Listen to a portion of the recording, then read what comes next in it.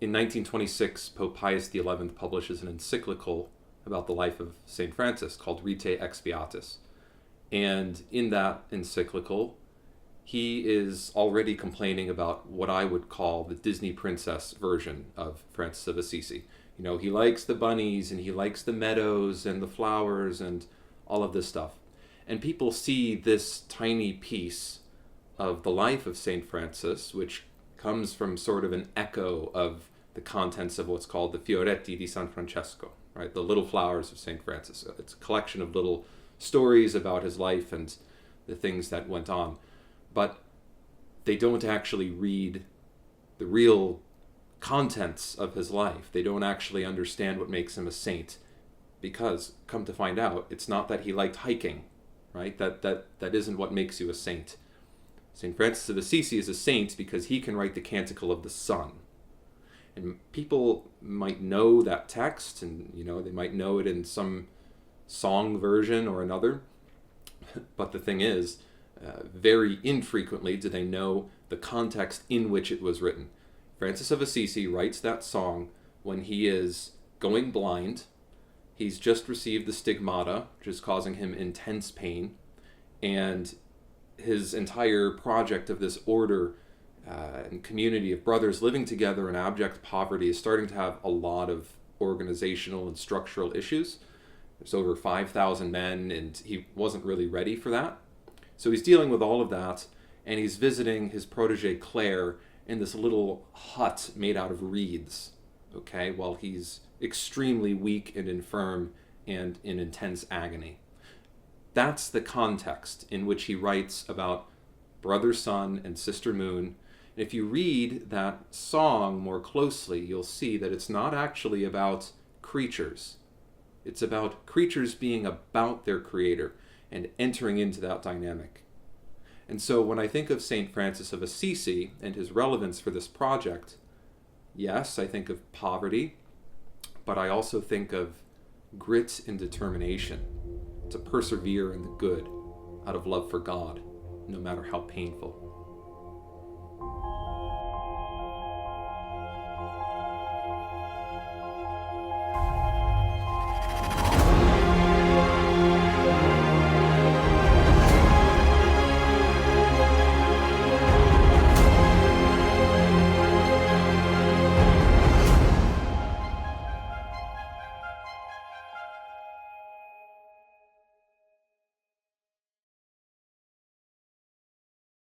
The version of the song that many Americans are familiar with is the version by Marty Hogan. It's a paraphrase. It's not word for word.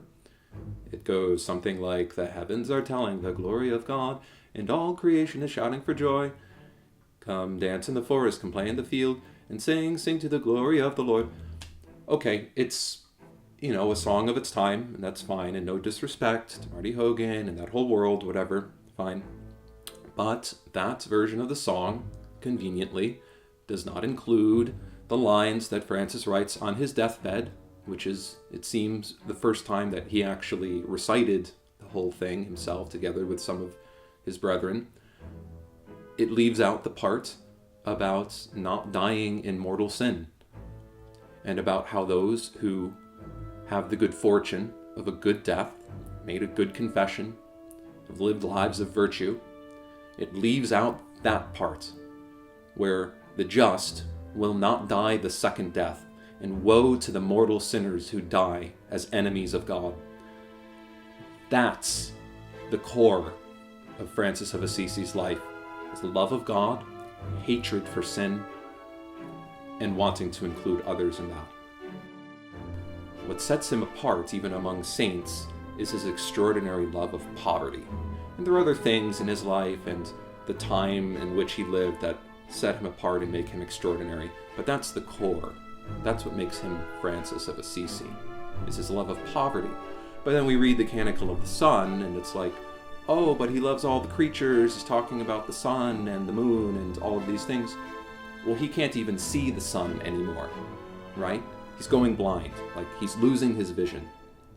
What he knows is that these things were made by God in order to magnify God's glory. And the fact that he's able to write these lines in the context of extreme suffering and not even being able to enjoy these things himself. That's what makes him a saint, and a saint among saints. It's that. So we have to kind of choose between Snow White in a habit, talking to bunnies and all of these things, or Christ on the cross preaching poverty as a means to know, love, and serve God in this life, and to be happy with Him forever in the next. One of those two is truer than the other.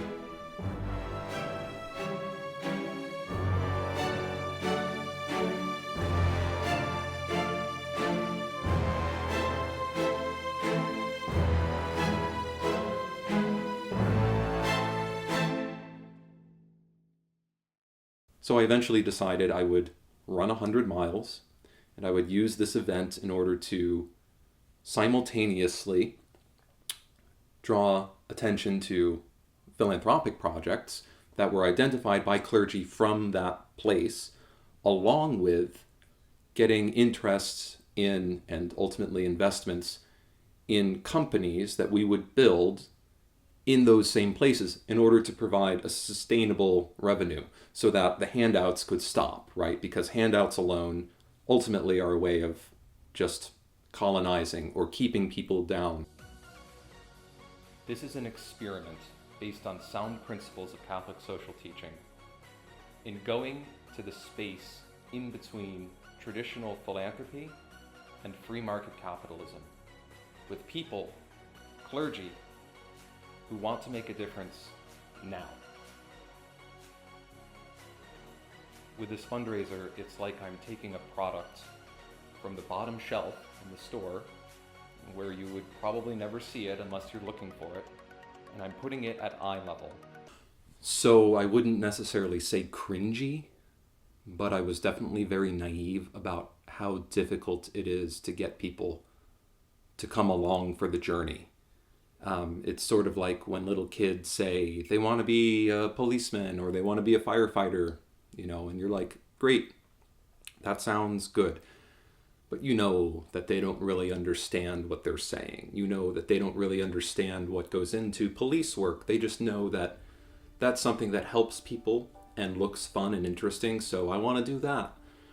And that's kind of how I was with philanthropy, until I just got pummeled again and again and again.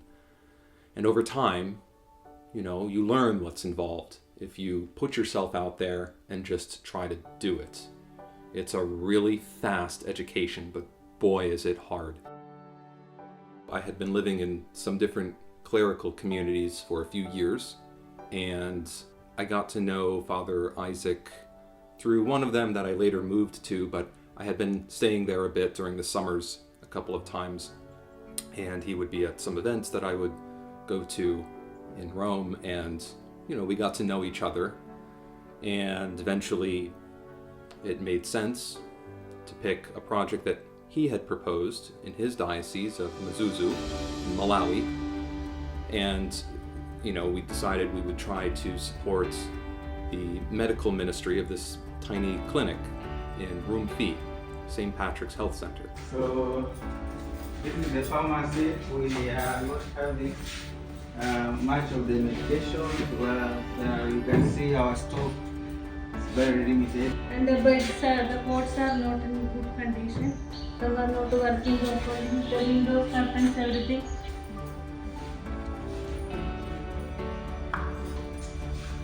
These are our And it's great because it was a smaller ask, a smaller fundraising goal, and it's pretty simple to understand that a clinic needs medical supplies, right? And it's pretty easy to grasp the need and the value of something like that, as opposed to like building a school. Like everyone is on board with building a school, but it's just not psychologically the same as buying medicine for people who need it right now.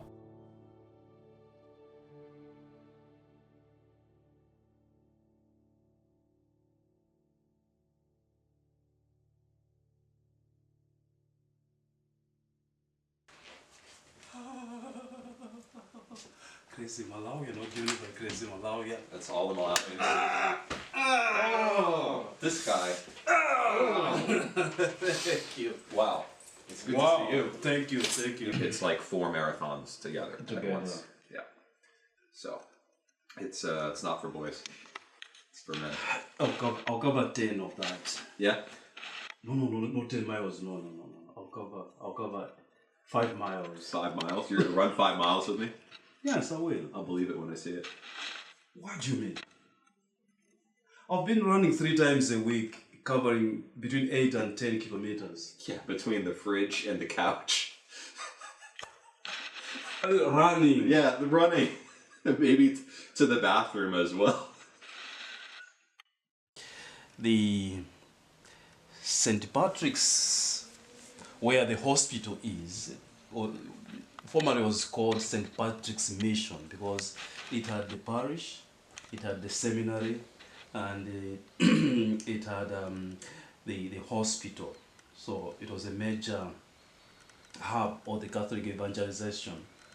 So this hospital was constructed, if I'm not mistaken, in the late 60s, if I'm not mistaken, 1960 something, because the diocese itself is not very old, probably 1947, when it was a prefecture, and after that it became a diocese about 1947. So this is one of the first hospital apostolates that the diocese embarked on, and it was first run by the sisters who came from Canada, MIC sisters, Mary Immaculate Conception. So there's a connection with Quebec. Quebec, that's it. Why is the connection? Because the first missionaries to my diocese were white fathers, missionaries of Africa. And it happened that most of them came from Canada, Quebec. Because many women were dying during delivery, childbirth, but as well as infant mortality rate was quite high. And most of it was ascribed to witchcraft, things of those, that kind of thing. And I've learned that when Africans talk about reproductive health care, this is what they're talking about. It will always be attributed to contraception. Contraception, exactly. Not contraception, they're talking about not dying when you're having your child. That's what they mean. Exactly. Because in the US, when people say reproductive health care, they mean contraception. But here, that's not the issue. The issue here, reproductive health, is so that mothers don't die while giving birth. It expanded to like a clinic offering basic medication, dental, clinical needs whatsoever, until it became a very central facility in terms of health, and it was generally referred to as Chipatala Chamai. Chipatala Chamai, in my language, simply means hospital of the sisters. And up to now, this hospital is known as the Hospital of Sisters. Yeah. Because it has traditionally been run by sisters. Yeah. I think I've got pictures of the sisters. Yeah. Oh, there's one. Yeah. So, after the MIC sisters, there came a local congregation that was running this facility. And then it closed down. After them, then the diocese has engaged these Indian sisters who are running the facility. I'm told one of them is a pharmacist, one of them is a medical practitioner. Yeah, I talked to one of them. She was great. She's happy. Yes. And for those 6,000 people or so, there are only 2 hospitals: the government hospital and this mission. The real hospital. one, the real hospital. The real hospital. Yeah, the one that actually. Exactly. Healthcare. That has healthcare. The other one is in name only, so it's quite critical, quite crucial. Great. Yeah. So We'll get it done. Please. So other than the difficulties of, learning philanthropy real time and trying to understand, businesses out in the missions, right? And, how would I build a sorghum processing plant in, the Sahel, right? Like thinking about things like this, along with how do I convince people to give me money to send to these, worthy ministries or to build schools or hospitals or whatever. Coupled with all of that was the actual training part of the preparations. And it was really difficult. It's not exactly what you probably have in mind. Like, it's not like, oh, I'm going to run 60 miles and then 65 miles and then 70 miles and work my way up. No, that's not how it's done. But it is a lot of long runs. The longest run I did before the event was about a 50-mile run, and that took a little under 12 hours. I have said and will continue to say, the race is a metaphor in all of its stages for business, for philanthropy, for the spiritual life. There's all these ups and downs and twists and turns, and you need help to get to the end, and so on and so on. And that's true, including for the preparations. But when you're on like hour number 4 of a 50K training run, yeah, there's nothing metaphorical about it.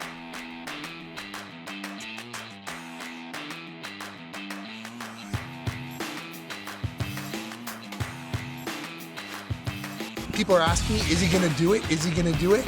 Well, I think that if there's anybody who's as persistent enough to do it, it's going to be Eamon. I hope that Eamon is training really hard. Seems insane, but he's been very determined, training and preparing for this. And as a good friend, you also see that he changed several kilos down. Yeah, it's going to be tough. Mentally, physically, the whole thing is going to be very unpleasant. But this is one of those things in life where you push past your limits, you find out your limits, and I think you'll do it. Hopefully my interventions will be limited to prayers, not sacraments, but I'm ready for that too. Felt good. I was able to kind of sprint the hill at the end. And yeah, I'm ready. I'm ready for May 15th. So we're gonna just kind of work through this document a little bit. I think I sent it out. I'm gonna send the link out one more time so that everyone's on the same page, literally. So I picked my team members, the guys who'd be following along in the car.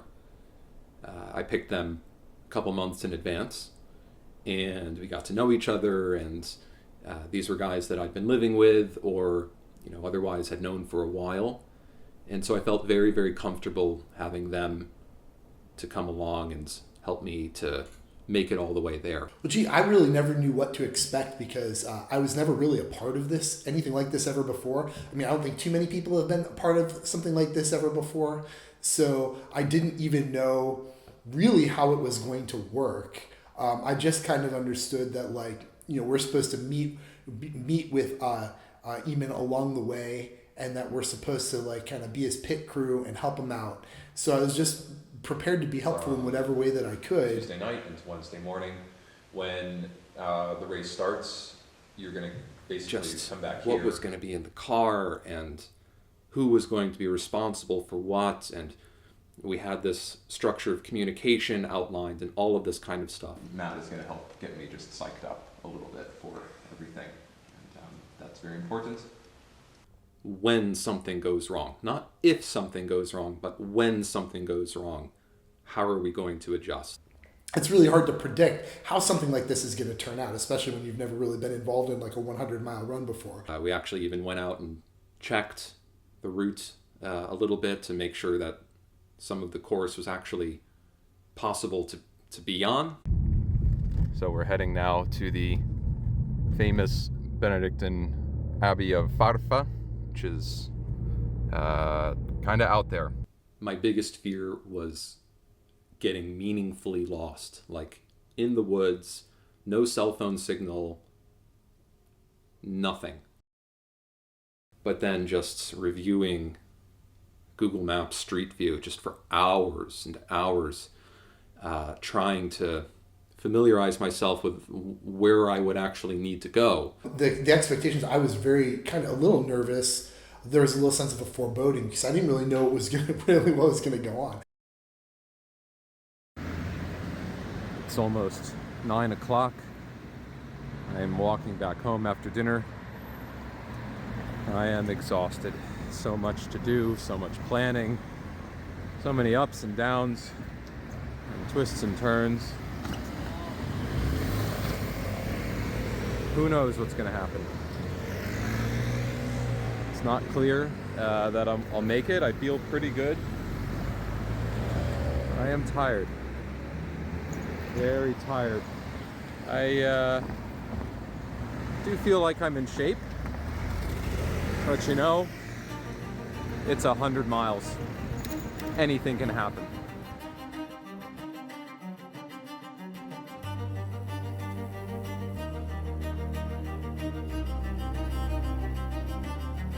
On my way to the starting line now, just crossing by the Arch of Constantine and next to Colosseum, see behind me, and then up here is the Arch of Titus, Victory Arches.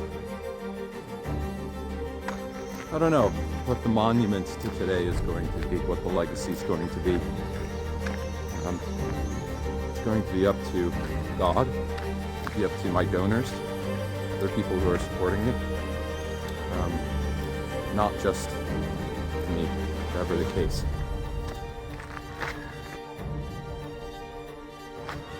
I love Rome in the morning, but boy, I cannot wait to get out of here and be on the road.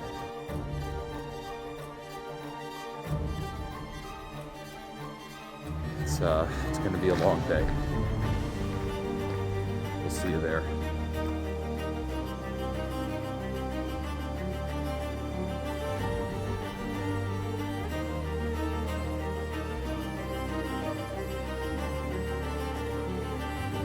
Walking down the Via Panisperna that morning, I experienced more pressure than I have pretty much ever in my entire life.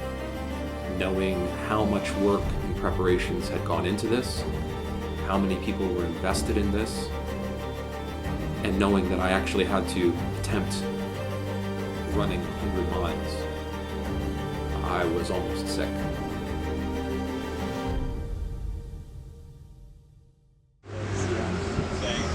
Martyred here. Then there was a restoration by Leo XIII. Today is the 133rd anniversary of his encyclical Rerum Novarum. Oh, it is. So today. that's why I'm doing this today. So, yeah. And then, of course, this is the site of the martyrdom of St. Lawrence. So, the deacon of Rome, almsgiver of Rome, and then we run to another deacon, Francis. Spirits were high. You know, there's some nervousness around there, but everybody, I could sense in general optimism around. But it's also right next door to the back gate of the Viminale, the Italian Ministry of the Interior. So we had a nice little encounter with the Italian police.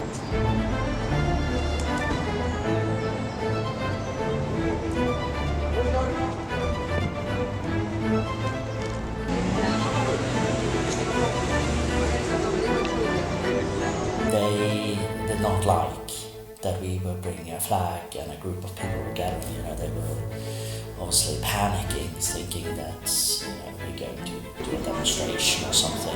But when the situation was explained for them, that we'll be gone in 10 minutes, they calmed down and they let us do our thing. All right, last second thoughts. It's going to be wild. Whatever happens, it's going to be wild. But I want to begin with the psalm that is dedicated to the king. And the king is somebody who conquers territories, who conquers miles. It was great. I liked it, the support, all the guys who came to cheer him on. It was wonderful. So we started off at the right note. Mary, the Queen of Peace, Okay. and may the blessings of the Almighty God, the Father, the Son, and the Holy Spirit descend upon you and remain with you forever. Amen. You're good to go.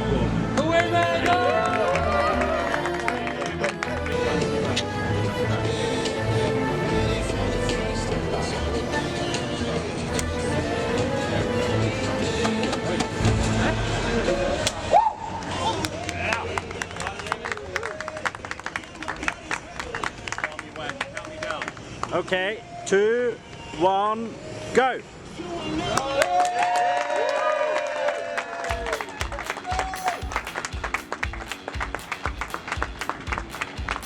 Off the starting line, it was immediately to the left, and then I was trying to find my way to the Via Nomentana to go up north.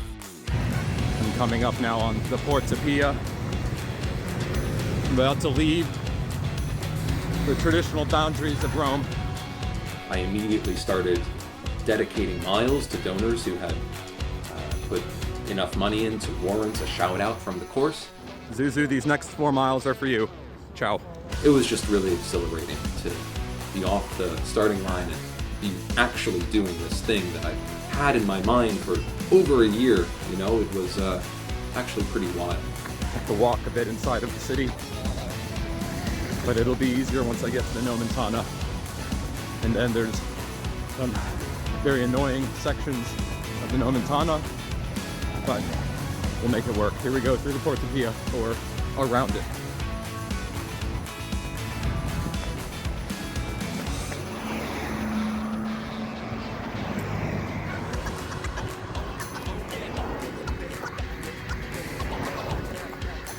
It's not easy. The Via Nomentana itself, in certain places, is it's kind of a death trap. Like, there's no shoulder.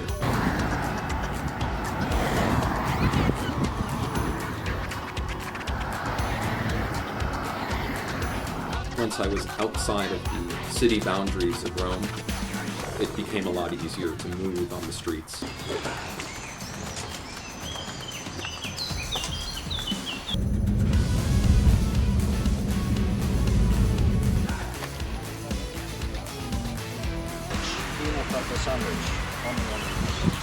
We're at the first stop.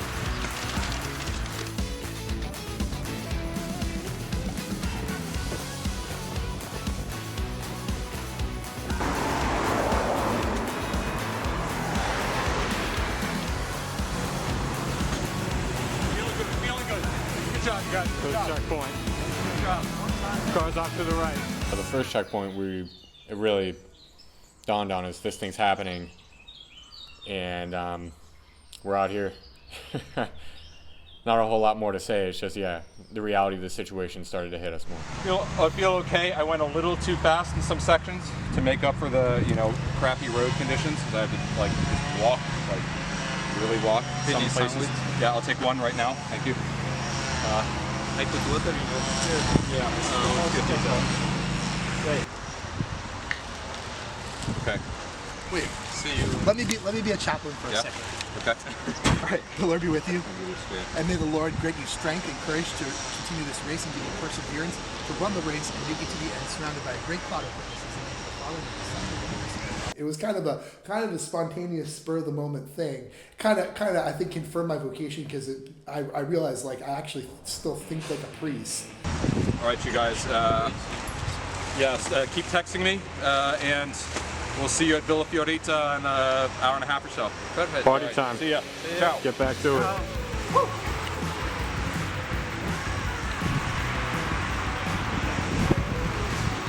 It was really like, oh my gosh, we're actually doing this. This is real now.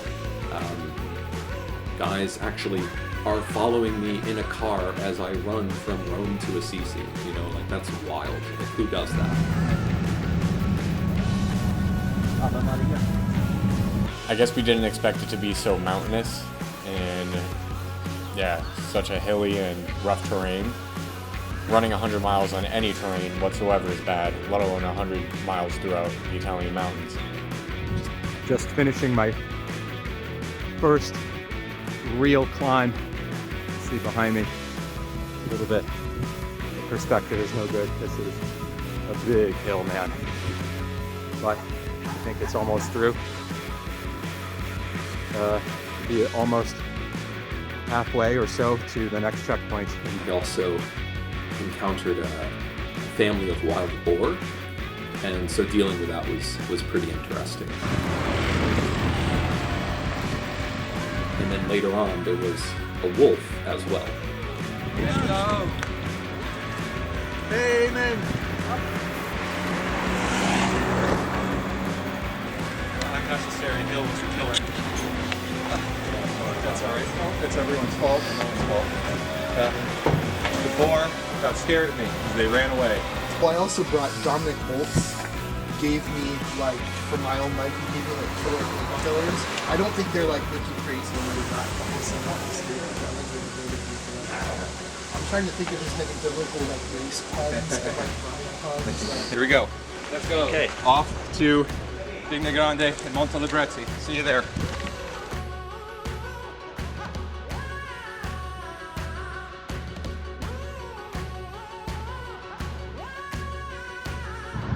Just got done with the second checkpoint after an unexpected and very unhelpful detour up a huge hill. Probably took 45 minutes of my time and a ton of energy. I'm about to cross under this bridge here. And it is the last sign of civilization. Wave to the team.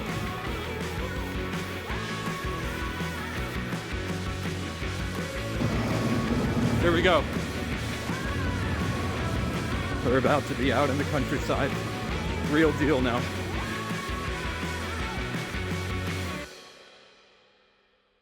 We set up a WhatsApp group which was sending us updates every turns along the way. So people could see always where Eamon were located, and we in the car was sharing videos. Wherever our friend got stuck, we'll be told, oh, Eamon took a wrong route and now but he's back now on track. So we're up to date every moment.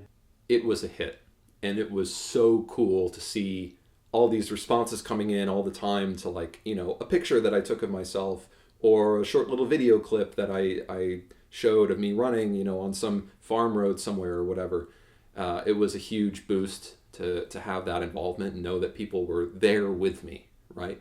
It was really, really cool. It was one of the highlights of the entire race itself for me. Ready for that when he's attacked by a boar? No. Are you like, can you first aid for animal bites? Like gigantic animal bites? The question is, you are ready. This is getting serious here. It's like if the road gets much worse now, can't drive anymore. Vivimos muchos momentos de compañerismo entre los que íbamos en el coche, porque al final tuvimos que pasar todo el rato juntos, y para mí me sirvió mucho de ayuda porque apenas les conocía y son ya parte de mis amigos. We're getting closer to Vigna Grande, Monte Librezzi.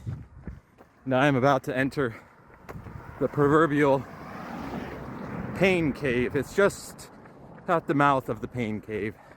It's gonna get a lot deeper and darker. Let this car go by. A lot deeper and darker as the night gets deeper and darker. But I'm feeling pretty good still. There's a long way to go though.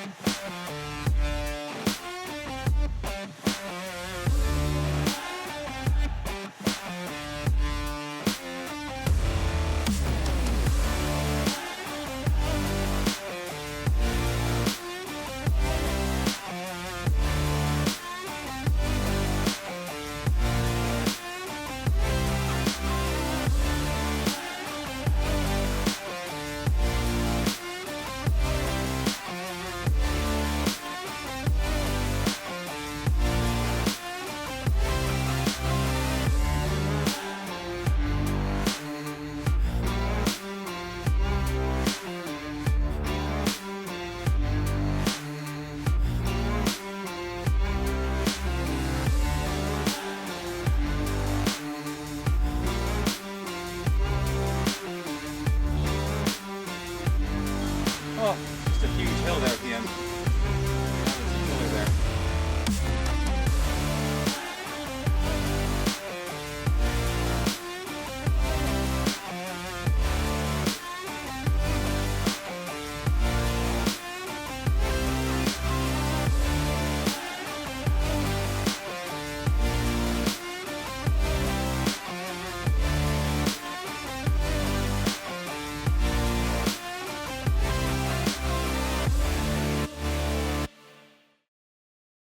I don't think we were expecting I don't know how fast it would go, because although it was a long day and it certainly felt like a long day, we were always doing something. We were always keeping busy somehow. It wasn't like a road trip where you're sitting there dragging, looking out the window. It seems like you have so long time when you sit waiting, but the time flies. It was very fast paced, very much so. Ooh, film this. Ooh, we have to get these supplies ready. Keep your eyes on Eamon. As we kind of went through Lazio, the first couple of checkpoints actually went pretty smoothly. They were pretty much what you would expect. What actually got us was kind of like later in the evening. We were trying to like find our way around, kind of find places for dinner, things like that to grab a meal. That was their big quest in the car, was like to find a restaurant in the Italian countryside that was open where they could get dinner. And so this was a huge thing going on in the car, apparently. Food. This became a concern because checking up on Eamon, filming Eamon, going back and forth and maintaining everything while wanting to stop and get a hot meal, at least to me, this is something that I was concerned about. And, you know, we eventually did stop at a nice place in a small village. I don't even remember the name of it. It turns out that when you're in sort of like the more rural parts of Lazio, Google Maps isn't as accurate as maybe you would hope it to be.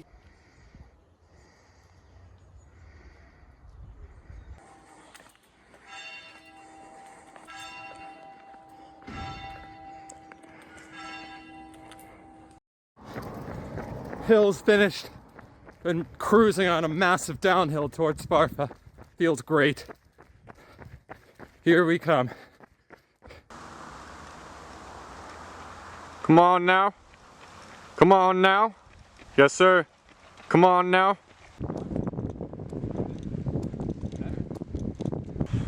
Eamon, welcome to Fafa. Oh, thank you. 55 kilometers Feels now. good to be here. Yeah, that uphill. The uphills are bad. Like, I had no idea how bad they were. By that point, I was tired, and knowing, and then thinking about like, oh my gosh, I've run 55 kilometers. That means I have 105 left to run. Oh man, like that really kind of got to me. The race is about to begin, I can tell you that. The strategy is just to think about like getting to the next checkpoint, principally, but I also had this mantra in my head: if I can get to Aqua Sparta, then I'm going to make it to Massa Martana, and if I can get to Massa Martana, I'm going to make it to Assisi. And if I get to Aqua Sparta, I'll get to Assisi. That's in my head. Like, so I just need to get to Piano. Just 2 more steps, basically. Two more stops, and mentally I am going to be ready to go. You're locked in. I'll be locked in. Here we go, guys. Here we go. Here we go. Back to it. Get height. Get height. Woo! Whoa, slow down. Woo!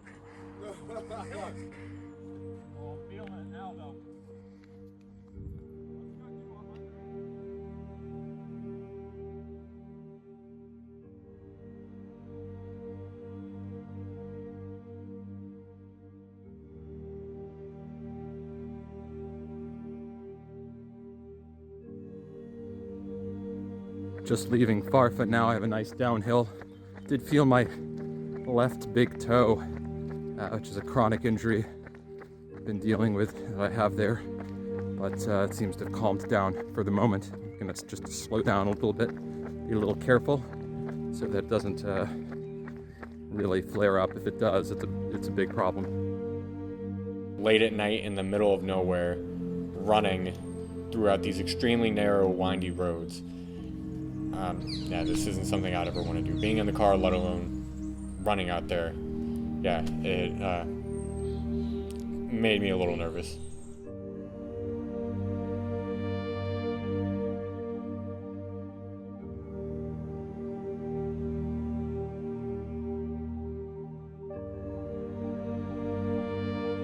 So you get to be alone with your thoughts a bit when you're out there at night, running, alone. And a thought, that kind of occurs to me a lot with fundraising and with events like this and this entire, project of media about these things is vanity. And vanity is a very dark thing, especially with philanthropy. Like, one of the worst corruptions of almsgiving, you could read about it in the Gospels, one of the worst corruptions of almsgiving is vanity, right? Making it about me. It's about me. Look at how good I am, right? And so, yeah, that's darkness that I have to deal with because I do have an ego. I'm not, I don't have heroic humility or whatever. I'm trying to do good, and actually it's even something that at one point in the race was pointed out, like, oh, well, it's just about your ego to get to Assisi, right? Haha, and it was a joke. And I pointed out, like, well, actually, I do want to succeed. The desire to succeed is actually pushing me quite a bit. And so I made the analogy there. I had the presence of mind because it's something that I've thought about quite a bit, actually. It's quite a bit like capitalism, right? You may have this desire to provide for yourself, right? But in order to provide for yourself well through the market, you have to be useful to other people. You have to give them something that they want and need. And so maybe somehow events like this are similar, where you have the drive for success because it's a certain kind of excellence that is worth pursuing to be able, for example, to run 100 miles. But if you can leverage that desire for success to help other people through raising funds for, a clinic or whatever, well, then that's something worth doing, even if your ego is in it a little bit. And I try to remove my own vanity from these things, as I can, but it is a serious temptation. And so it's a kind of darkness, I suppose, that I have to just push through. And, the thing is, darkness is everywhere. It's how you go through it that matters.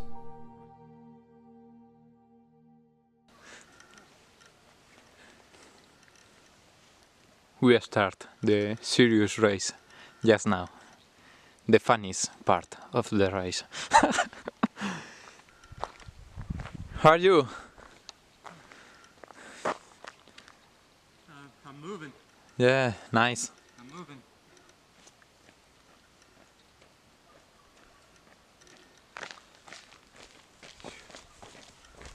Oh. We're moving. It's not easy. I need a headlamp now. Need a headlamp. I need my vest. So the cars are very easy to see. We prepare all in the car. There is.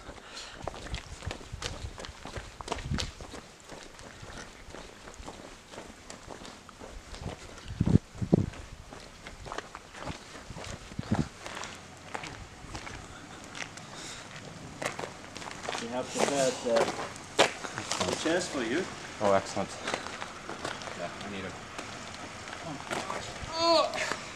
How do you feel? I feel okay. My legs are relatively strong. My digestive system is a little weird. I just feel a little sick. Yeah. But so far, kept everything down. We'll see how things progress. Yeah, I do need to eat some avocado. Yeah. And then I need to drink more fluids. This is going to be the battle. My stomach is about to be part of the battle. So, Yeah. Good. So we are now in piano. Yeah. Oh. Good.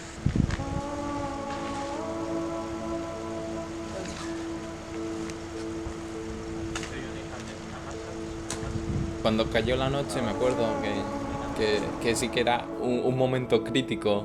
Por el día has estado con calor, has estado acompañado, pues por la noche ya te sientes tú solo en medio de la carretera. A lo mejor un coche pasa rápido con las luces.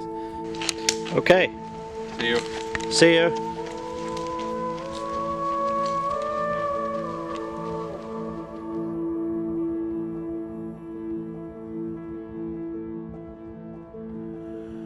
Así estuve contento porque era acompañar a Imon, así se notaba que la noche pues así da más inseguridad. Running with Juan Fran was it sort of seems like it was a dream, it's like I remember doing it, but it's it's hardly real somehow. Personalmente me gustó mucho acompañarle porque pudimos hablar.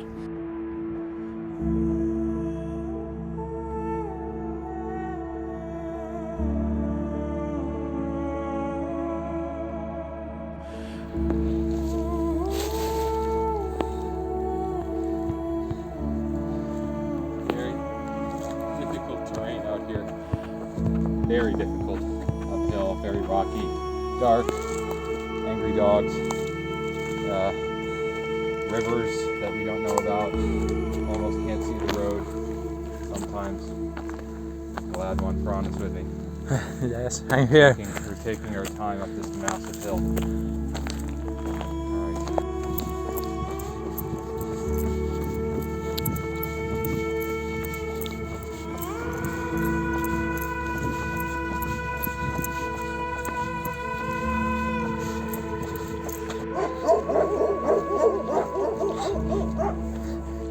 We have party. Lots of friends. Me and one friend.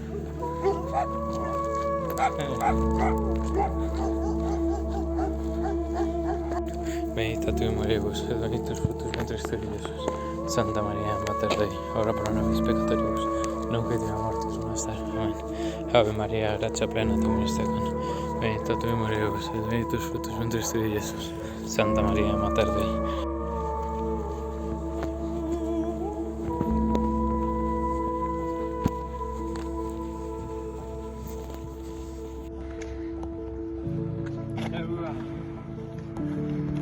Eccovi.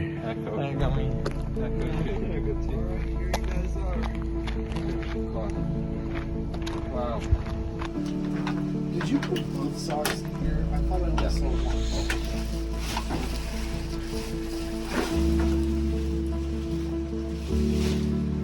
Ooh, that's hard. That was gentle. Thank you. Do you need anything else from your bag? Careful with the tail. Sorry.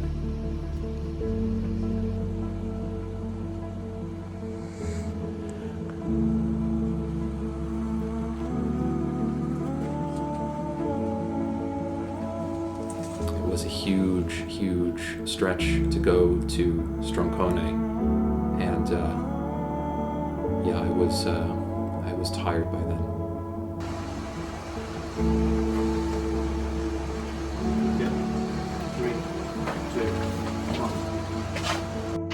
Just finishing up the checkpoint here at Cotanello. A long stretch to go to Stroncone. Once I hit Stroncone, things are gonna move pretty quickly. For Stroncone, it's gonna be pretty smooth sailing. So my feet are really starting to hurt. Gonna be moving a bit slowly, but it is what it is. So, You're now over halfway, yeah, so we're moving along. Changed shirts, be a little warmer. So excellent. we're To ready strong to go. corner. To Stroncone. Okay. Here we go.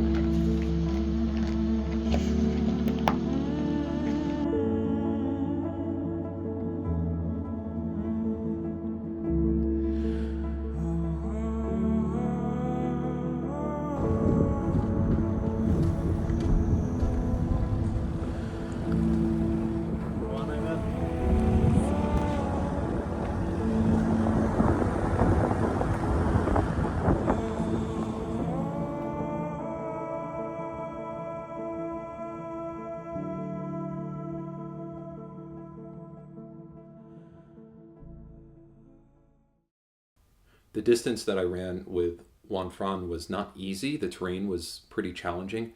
I don't think navigation was a big problem though. But in the distance between Cotanello and Stroncone, that's the crossing into Umbria, from Lazio to Umbria. And yeah, I suppose I was not really ready for what was coming in that part of the race.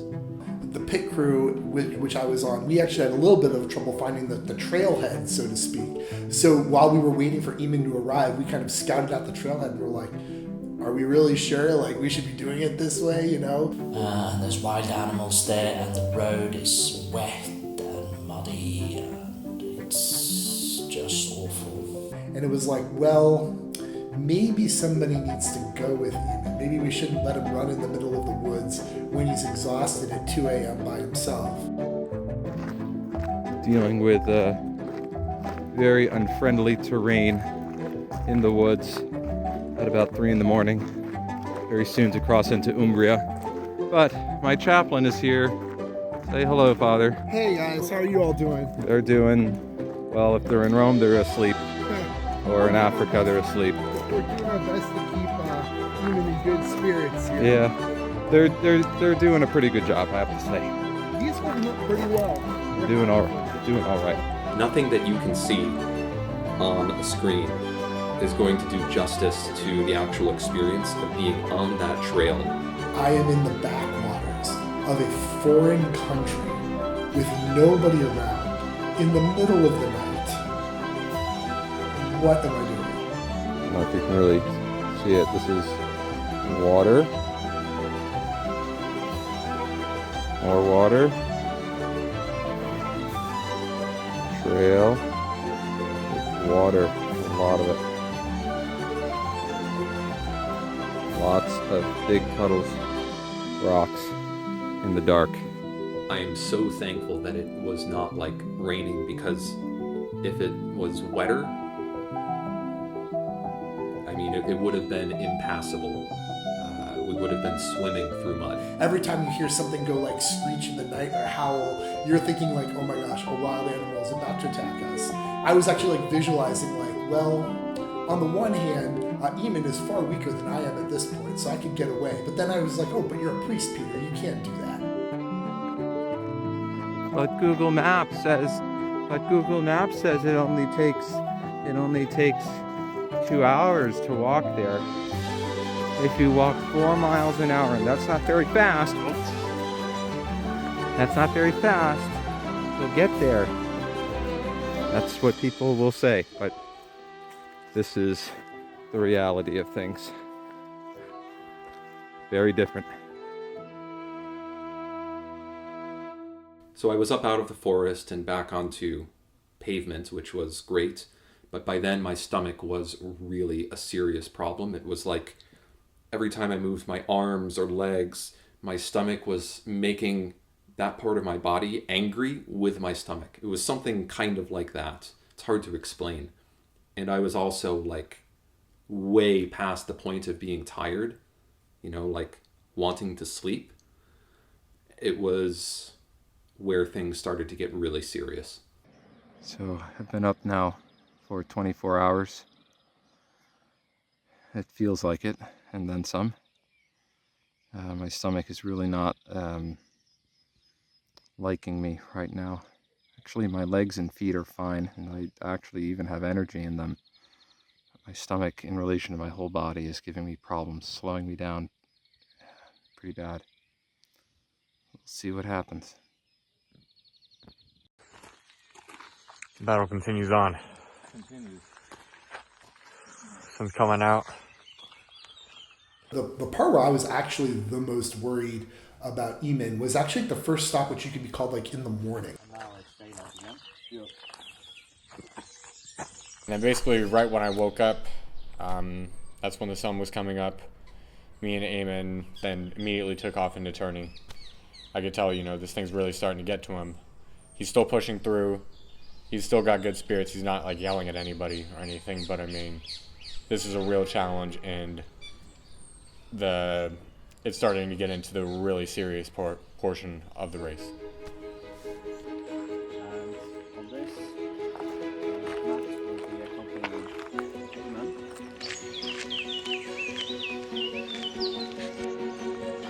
We're moving. The battle continues. Fast, but we are moving. That's all that matters. It means eventually you get to the right direction. We're just going to keep moving in the right direction.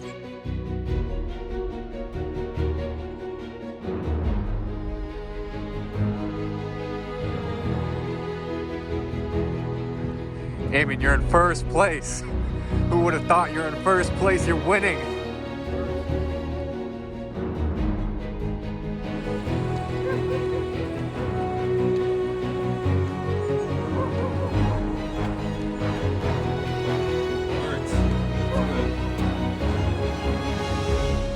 It was a short distance from Stroncone to Terni, and it was basically all downhill, but the downhills by that point were almost as hard as the uphills because of the stress on the legs, and also by that point my feet were just done.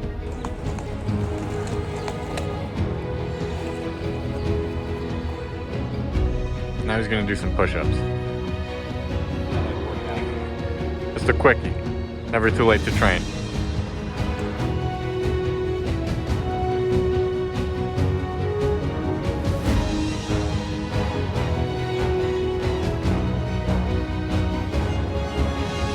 All right, Eamon's been going for 24 hours straight. What's the word? Wild, man. It's wild. Absolutely wild. You feeling better than expected? Worse? Different? My stomach has calmed down, which is great. My feet are now like, it's like stepping is like a sword going through the bottom of them. All right, I think that's Justin right there. Eamon's been going for a day straight now, over a day of just running. And so at that point, you know, your body's going into shock. We tell you, you know, we have to be on this thing. Okay, over here. Around here. Oh, okay. How do you feel? That's good. My feet are killing me. Yeah? Yeah, it's bad. It's bad. But we're gonna make it work. Left. I'm very sleepy. That's the spirit. Keep going to make it work. Yeah. We have to make a decision about a blister on my right toe. Okay. Not for me, for this guy. That was absolute hell, I meant. Next is Chesi. That's right. Chesi is not far. It's 11K, right? What's the incline like? Yeah. So 311 meter up. Okay. 37 meter down. Oh crap. 274 meter net climb. That's huge. Sitting there at the checkpoint at Terni, that was the absolute lowest point of the race for me.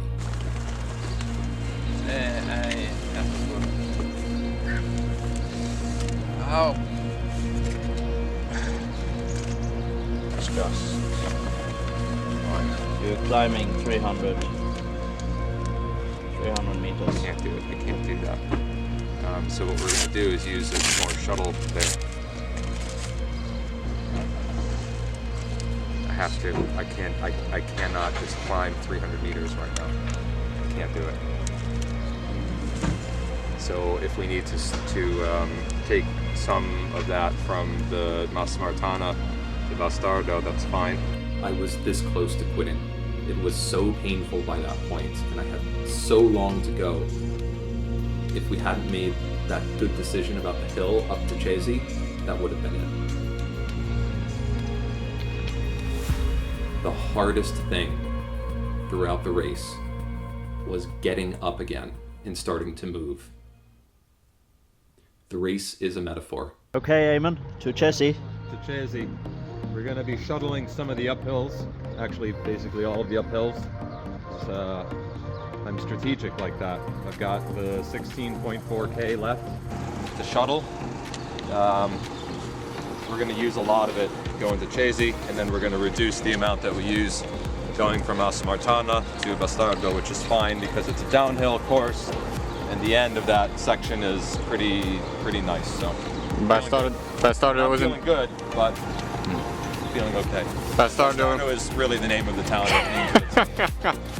All right. Okay, on that note, Eamon. Okay. Great. See you there. See you there. Ciao, ciao. Ciao.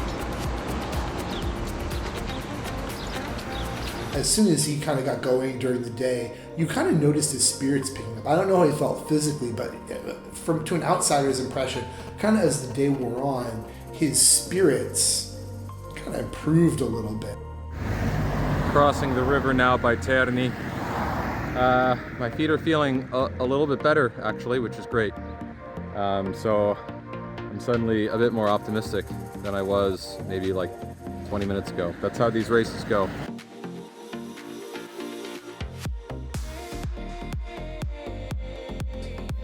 my other foot was killing me. I had what I thought was a blister, and I actually called the team. It was hurting so bad. I was like, I got to deal with this right now. So they came to me. We stopped on the side of a highway, and Juan Fran did something to my foot that made it feel better. We put this kind of bandage on it, and it didn't bother me again for the rest of the race. Después de tanto tiempo corriendo, la fricción te calienta los pies y ya pierdes la sensación de si hay una ampolla o si ya es solo dolor. All right. Great. Okay. Good. See you soon. Andiamo.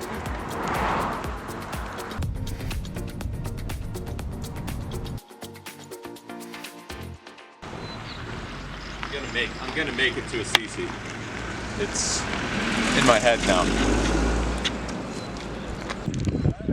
Hello. I'm glad we didn't drive the car off a cliff. Yes. That almost happened. True story. All right. So we assisted you now a bit with these 300 meters. Yes. It was ended up being only a 2.9 kilometer assistance, which means I have 11.7K Of shuttle left, which is going to be really important. So I'm hurting, but I am going to make it to the CC. This is now becoming pretty clear. So. When we had driven him up Jesse, and we were there at the chapel of St. Catherine of Alexandria, I could see that he's going to make it. Catherine Alexandria, pray for us. See you guys. Okay. Aquasparta. Aquasparta. That's a better name for a town than Bastardo. He got in that far, and after so much pain, what's a little bit more pain? Getting close to Aquasparta. I can feel it in my bones at this point. I'm gonna finish this race.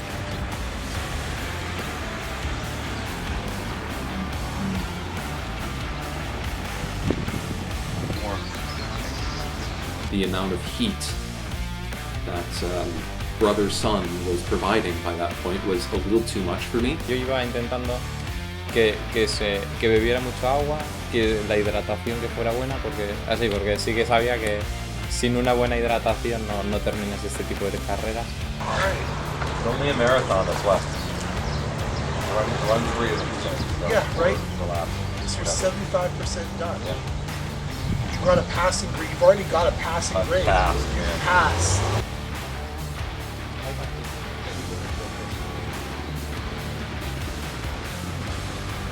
That's when you really start to feel the Roman summer approaching.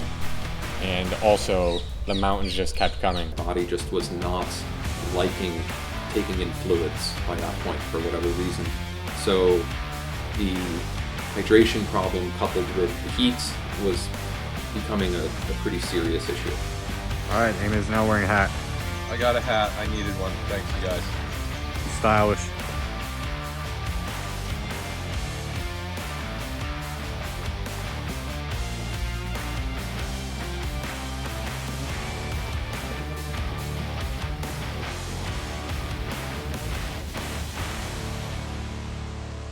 It's a few percent elevation up, halfway, and a few elevation down the second. Like this.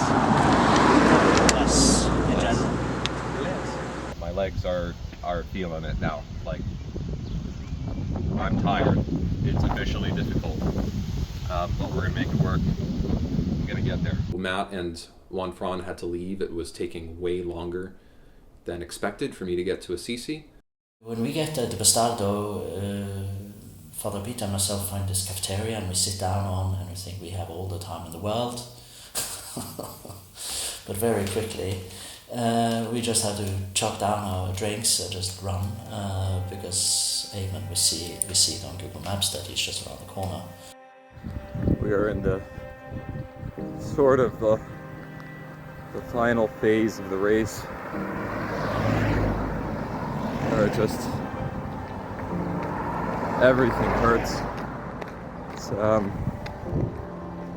I've still got a non-negligible distance to go.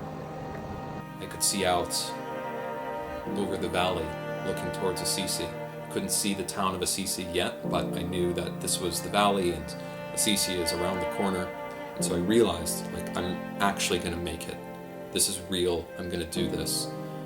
And it was at that point that I started losing control of my emotions. I started just bawling, actually. It was unlike anything I've ever experienced, and you can't really grasp what that's like until you've been there. Eamon arrives to Bastardo. He's in a very good mood. Eamon, welcome to Bastardo. Thank you.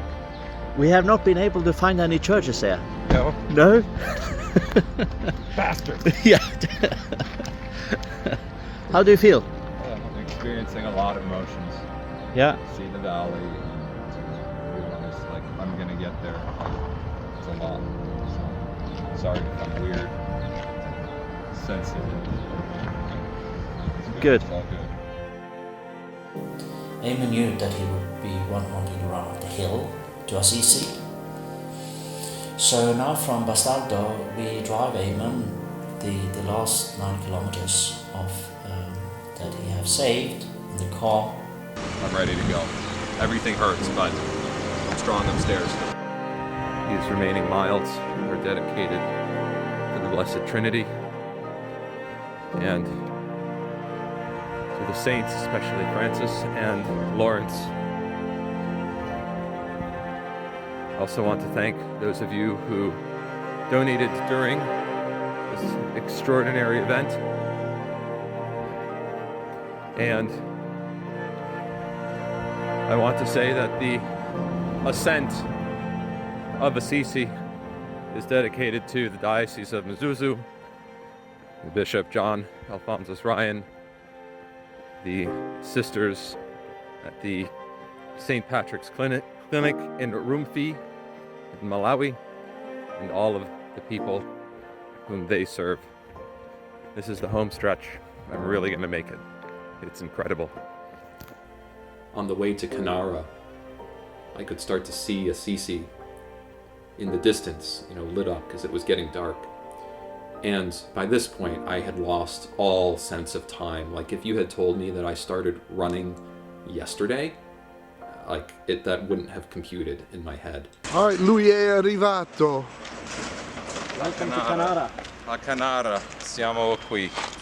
Siamo pronti di andare ad Assisi. Ah, finalmente! Finalmente sta arrivato il tempo. Benissimo. This is the last stretch of the St. Francis 100. It's surreal. Run about 92 miles or so. I've been informed I need a shower very badly, and other than that, the vibes are pretty good. And my feet, yeah, they hurt, but I'm here and I'm ready to do this. So let's do it. Next time we see you at the foot of See at the foot of the hill. See you at the foot of the hill. There's a special guest there too. Yeah. Waiting. Okay, Eamon. See you soon. See you soon. I realized a little too late that my phone was on 3%. It was totally dark, and it was starting to rain as well. On my phone, on my WhatsApp, where we were seeing Eamon, it suddenly showed that he was located at the other end of Assisi, in Easter. That's quite far. He was calling me, trying to figure out what's going on, and I remember I pulled off probably about a 10-minute mile, which doesn't sound very impressive, but given the context, that's fast. I got way close to the hill, going up to Assisi, and then, it worked out in the end, but it was more exciting than I would have liked, that's for sure. I was just I was amazed. I didn't think that a 100-mile run was physically possible.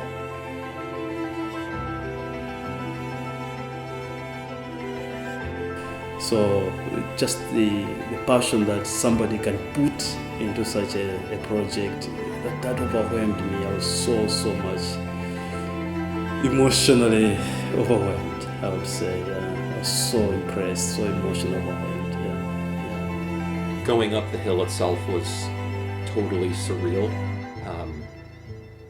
met up with Father Isaac, and I remember the guys being, very nonchalant, like, oh, let's stand around and chat. And I was like, guys, I gotta go,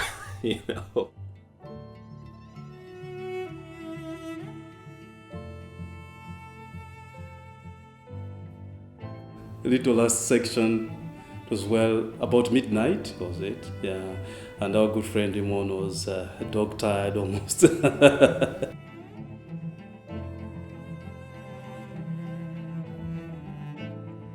And he looks very incredible, really, after now almost 40 hours of running without sleep. He looks very good-spirited.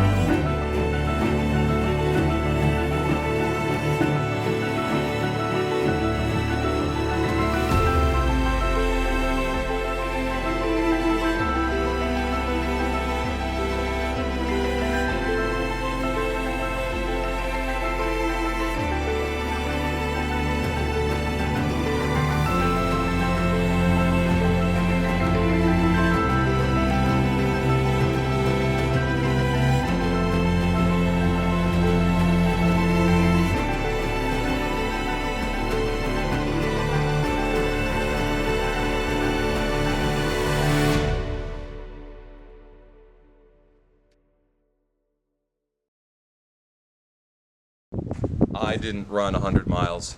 We did. We did. What an unbelievable 2 days. 40 hours. I cannot believe that we did that in exactly 40 hours. I thought about things in my own life,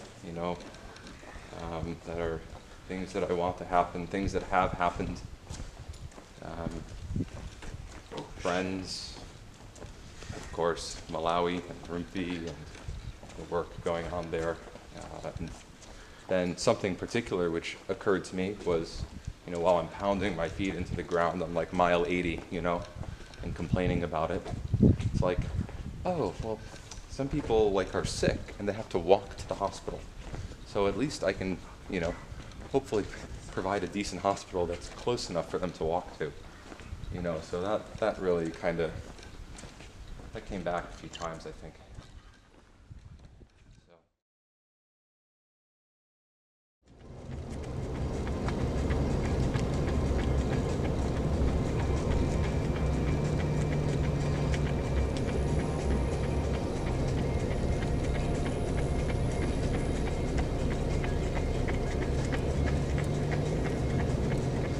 So the clinic in Malawi has, started to receive the funds that we're providing, and we're still soliciting funds for that project until October of 2024. And yeah, it's a good thing. It was worth it. It's actually surprising how well it went. Shouldn't it be? I think it's something worth it doing again. It's something worth it doing again. I'm just really happy to be part of something that helps out the less fortunate. It's exciting to be part of something. Maybe there's a larger movement about how to put these things together. So it was kind of a learning experience for me. We will be using athletics in particular to highlight philanthropic and commercial opportunities. That's sort of my secret sauce, right? Is the athletic spectacles and this sort of thing. Seems like a way of pushing the body, pushing the mind, and using the whole person towards helping the church, helping those in need. Y creo que es un buen método para poder ayudar, digamos, a la gente más necesitada. Creo que pensando en el futuro puede ser una buena idea hacer más retos. Yo estaría dispuesto a hacer también algún reto, subir el Mont Blanc o quién sabe. Pero sí, me parece muy interesante y una forma muy bonita de ayudar. Seems to be a great idea to me. Seems there's really no downsides except for the pain. We've had missionary disciples, and that was a good idea, to promote the idea of you're going to go somewhere and you're going to be this intentional Christian, right? And people will be drawn to that. Good. And we've had the new evangelization, like we need to re-propose the gospel to meet the intellectual and spiritual needs of modern man. Okay, good. What we need now is missionary entrepreneurs and the new philanthropy, right?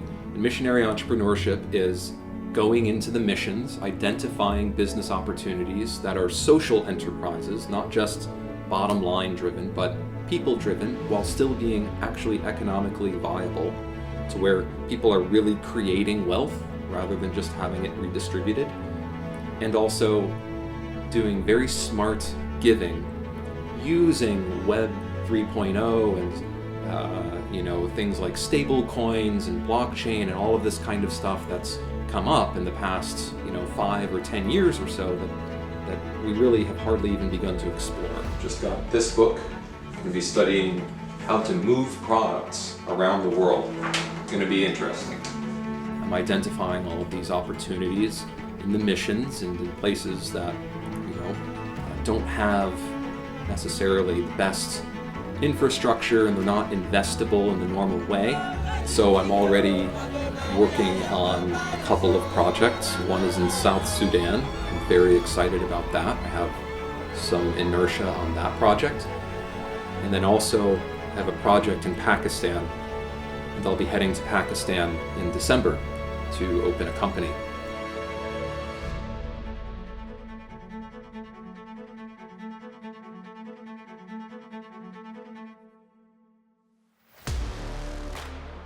Hi everybody, thanks so much for watching the documentary. I hope you enjoyed it. And if you want to stay up to date on what we're doing and what's next, then you can join our WhatsApp group. There's a QR code right here. There's also a link on the website, stfrancis100.com. And also you can subscribe right now to this YouTube channel. You can make the click. You can click it right now. And in the next week or so, there will be a training vlog launched. And that's going to be about my adventures in the new philanthropy and missionary entrepreneurship, as well as designing, preparing for, and then executing these athletic events. We are soliciting donations for St. Patrick's Health Center until October 4th. And with enough funding, the sisters can design and run these tiny, tiny little medical outposts really out in the middle of nowhere, which is something that's very important.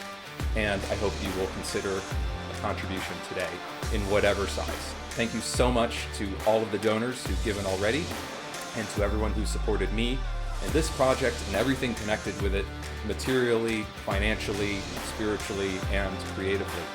Thank you. And I look forward to doing more things like this in the future, as tiring and as painful as they are. I really think it's worth it. And thank you so much for being part of this journey. God bless you.